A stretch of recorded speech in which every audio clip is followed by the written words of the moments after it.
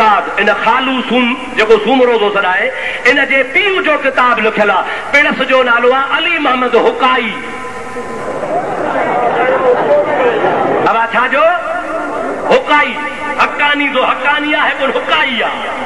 इन किताब में माज़ अल्लाह सुम माज़ अल्लाह इन पिणस लिखियो आहे खालूअ जे पीउ लिखियो आहे माज़ अल्लाह त मुहम्मद करीम सल्लल्लाहु अलैहि वसल्लम अण पढ़ियो हो। उनखे न का ईमान जी ख़बर ही न का क़ुरान जी ख़बर ही। अस्तग़फिरुल्लाह ताला रबी ऐं नऊज़ बिल्लाह इएं बि लिखे थो त मुहम्मद जो कमु हो तबलीग करणु। मुहम्मद रुॻी तबलीग कई, बाक़ी मुहम्मद मां को फ़ाइदो कोन्हे, न को दुनिया में न को आख़िरत में।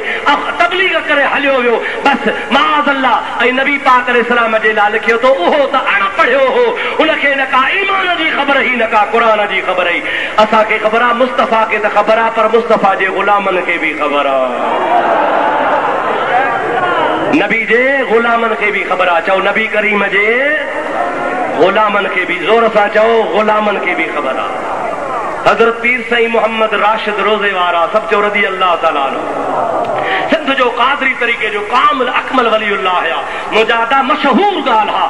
हे पाण खे वरी छॾाईंदासीं, असां बि साईं रोज़े धणी जा मुरीद आहियूं।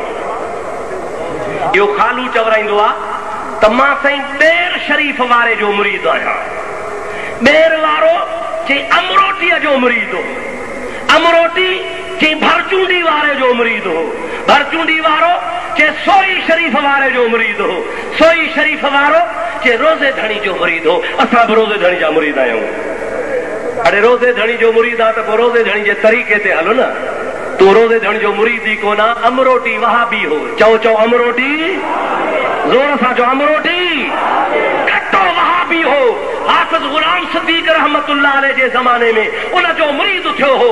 हाफ़िज़ साहब तरी गुज़ारे वियो त हे देवबंद हलियो वियो ऐं देवबंदनि जो वञी मुरीद थियो, पक्को कट्टो वहाबी थियो। जंहिं तक़वियतुल ईमान जो सिंधीअ में तर्जुमो करे शाया करायो।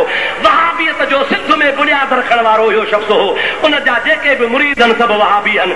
इहे जेके बि पाण खे सॾनि था असां रोज़े धणी जा मुरीद आहियूं, इहे रोज़े धणी जा मुरीद न आहिनि, छो त रोज़े धणी जे तरीक़े जे ख़िलाफ़ आहिनि। हाणे तूं ॿुध रोज़े धणी रहमतुल्लाह जी करामत, दुरूद पढ़ंदो हर अल्लाह वारे जी